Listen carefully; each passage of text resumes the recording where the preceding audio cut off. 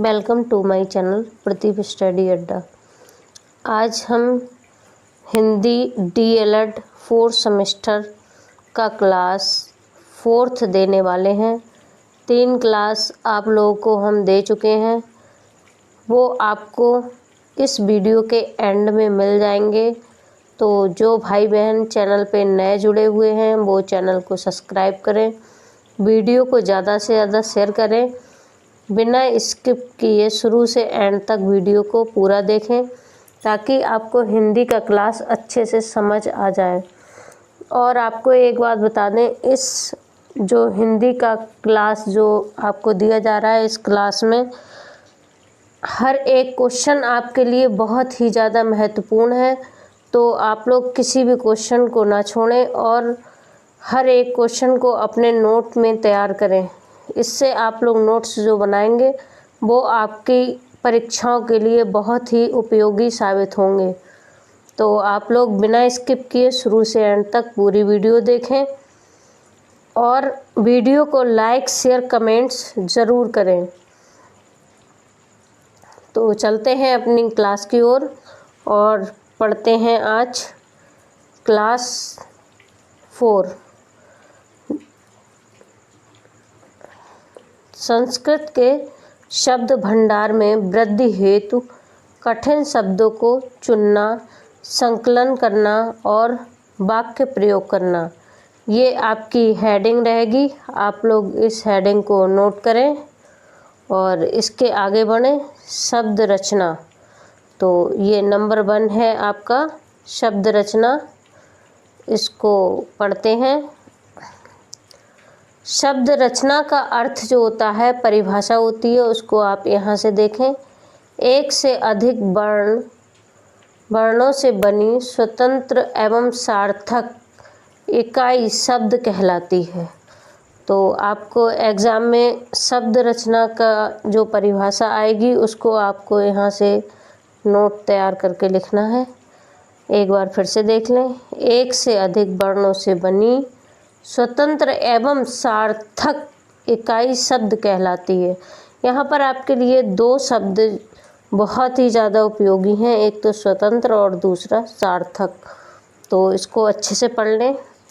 उदाहरण के लिए देखें आप, जैसे लिखा है वर्ण प्लस वर्ण बराबर शब्द बनता है। वर्ण और वर्ण मिलाकर शब्द बनता है। वो कैसे बनता है हम आपको यहाँ बता रहे हैं।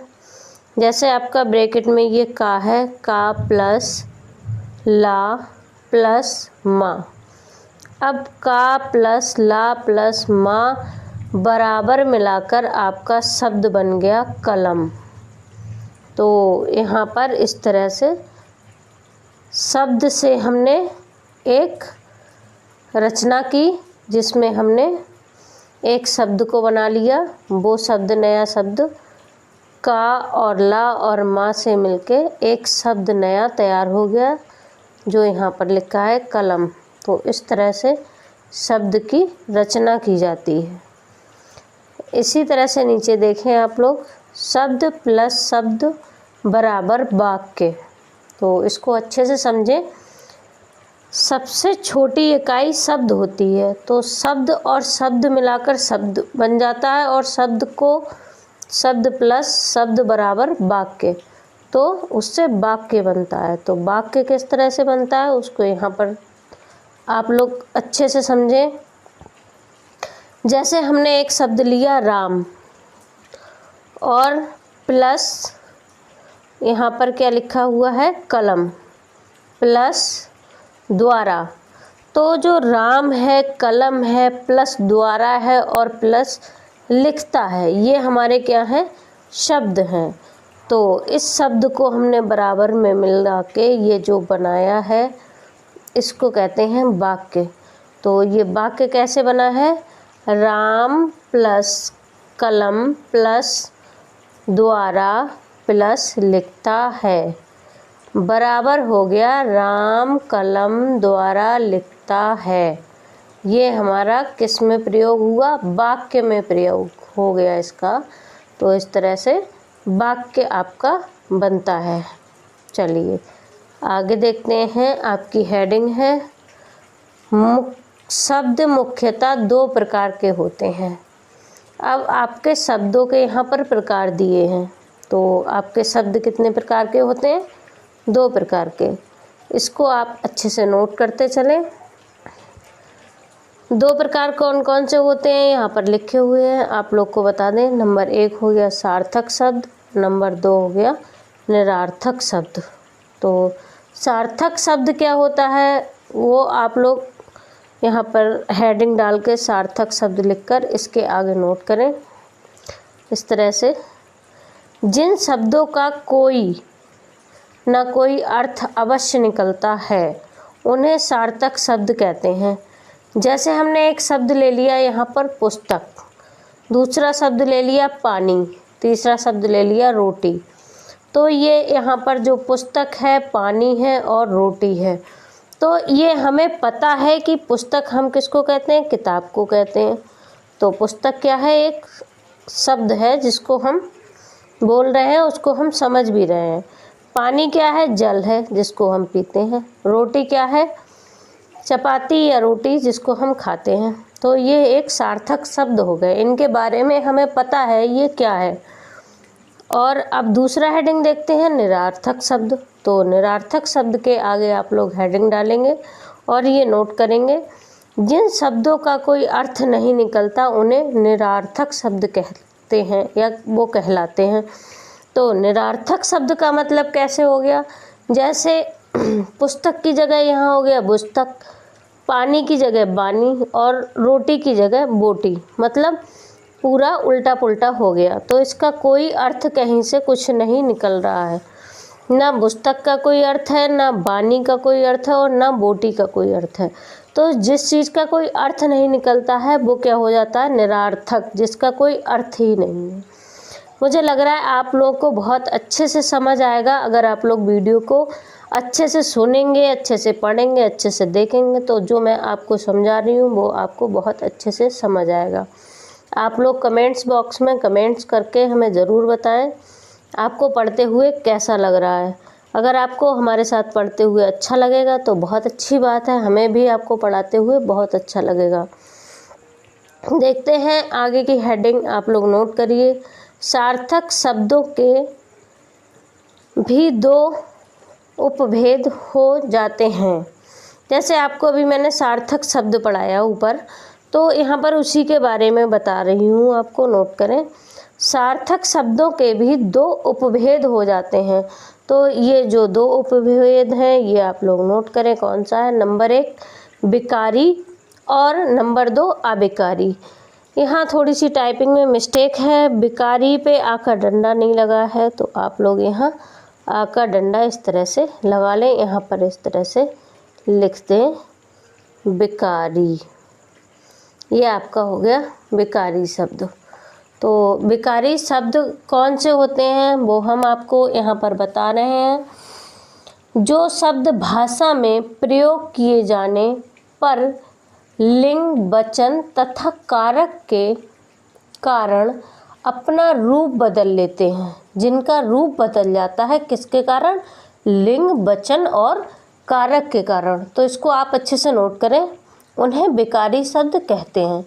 जैसे यहाँ पर उदाहरण के लिए देखें आप लोग, लड़का दौड़ रहा है, तो यहाँ पर हमने जो आपसे बात की है लड़का दौड़ रहा है, तो लड़का क्या हुआ? एक पुरुष जाति का ज्ञान कराता है लड़का। और आगे देखें दूसरा वाक्य, लड़की दौड़ रही है, तो लड़की जो है वो स्त्री जाति का बोध करा रही है। तो यहाँ पर आपका लिंग बदल गया। तो वाक्य में, इस वाक्य में लिंग जो बदला है, लड़का दौड़ रहा है और लड़की, लड़का लड़की जो है वो इसमें बदलाव ला रहे हैं। तो इसको आगे देखें। विकारी शब्द 4 प्रकार के होते हैं, आप लोग नोट करें इन्हें। नंबर 1 आपका हो गया संज्ञा, नंबर 2 आपका हो गया सर्वनाम, नंबर 3 आपका हो गया विशेषण और नंबर 4 आपका हो गया क्रिया। चलिए अब आप सेकंड हेडिंग को आप यहाँ से नोट करें, अविकारी शब्द।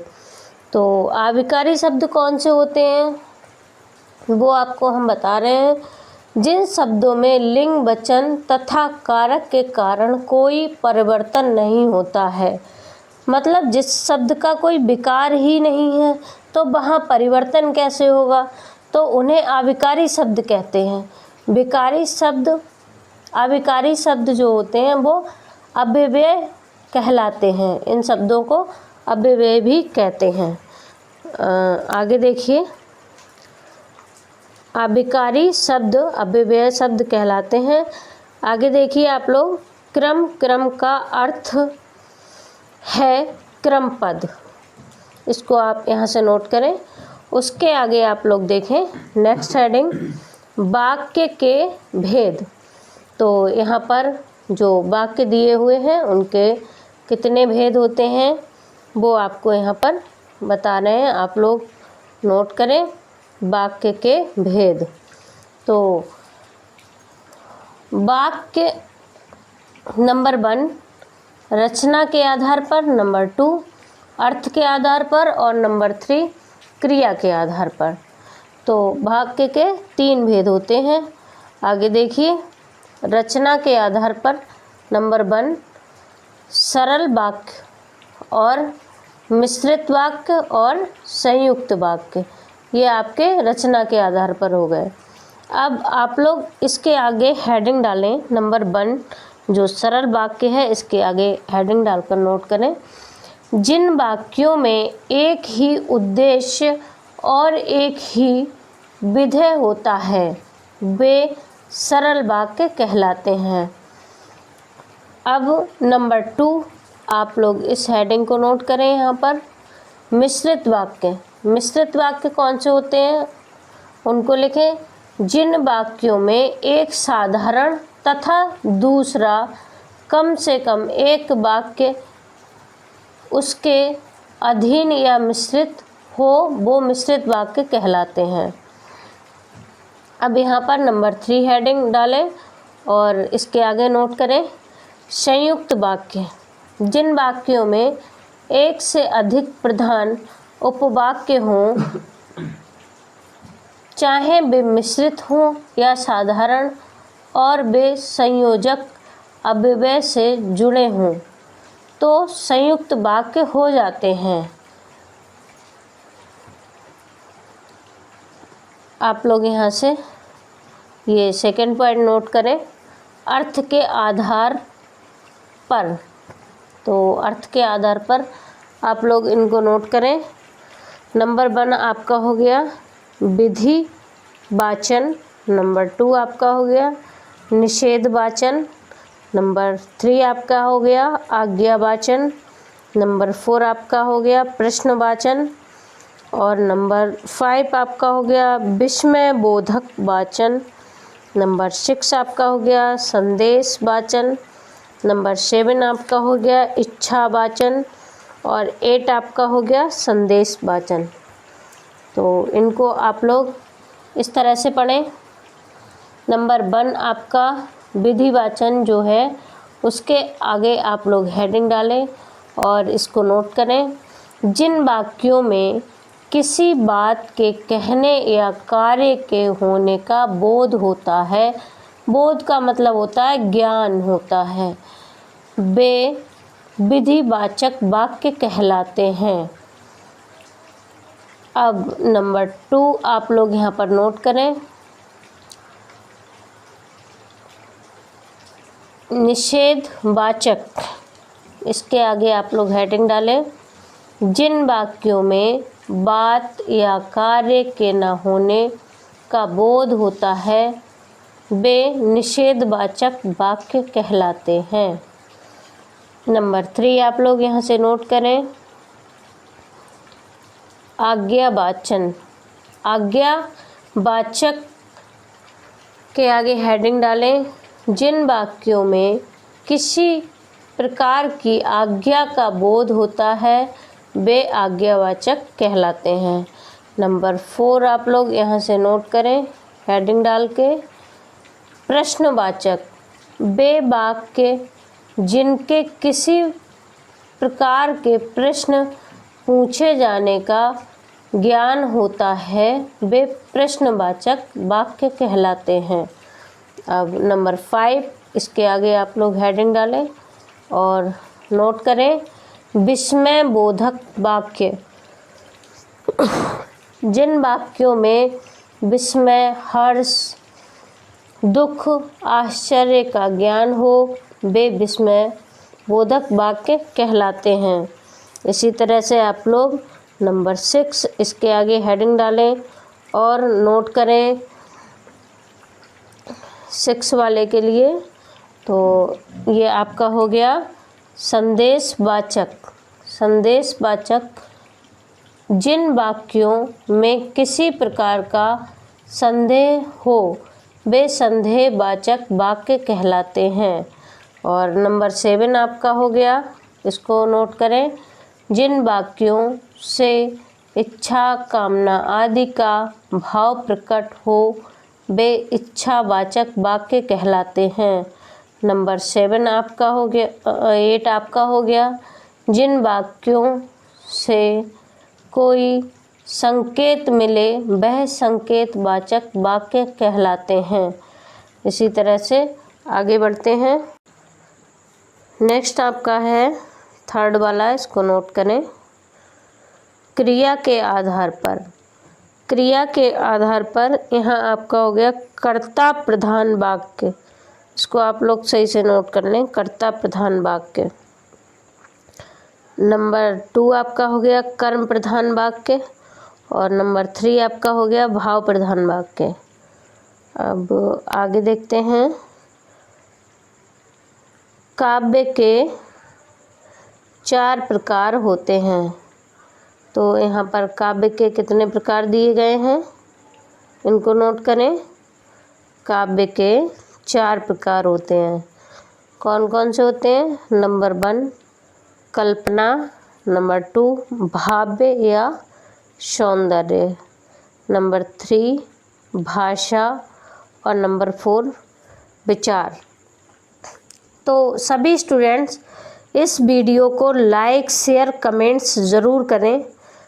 अपना प्यार हम लोगों तक पहुंचाते रहें। जिस तरह से हम आपकी सपोर्ट कर रहे हैं आप लोग भी हमारी उतनी ही सपोर्ट करें और अपने इस सेशन की तैयारी बहुत अच्छे से करें, अच्छे से नोट्स बनाएं। इसके बाद आपके यहाँ पर एग्ज़ाम भी कराए जाएंगे इसी नोट से।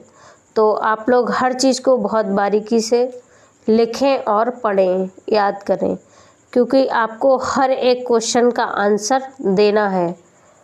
अपने प्रदीप स्टडी अड्डा चैनल पर आपसे इस वीडियो से क्वेश्चन पूछे जाएंगे जिनका आपको आंसर देना है। और जो भाई बहन नए जुड़े हैं चैनल को वो सब्सक्राइब करें, वीडियो को शेयर करें, ज़्यादा से ज़्यादा कमेंट्स करना ना भूलें। अगर कुछ समझ में नहीं आ रहा है तो आप लोग कमेंट्स ज़रूर करें और अगर सब कुछ समझ में आ रहा है तो वीडियो को लाइक ज़रूर करें। Thank you. मिलते हैं अगली क्लास में, तब तक के लिए धन्यवाद।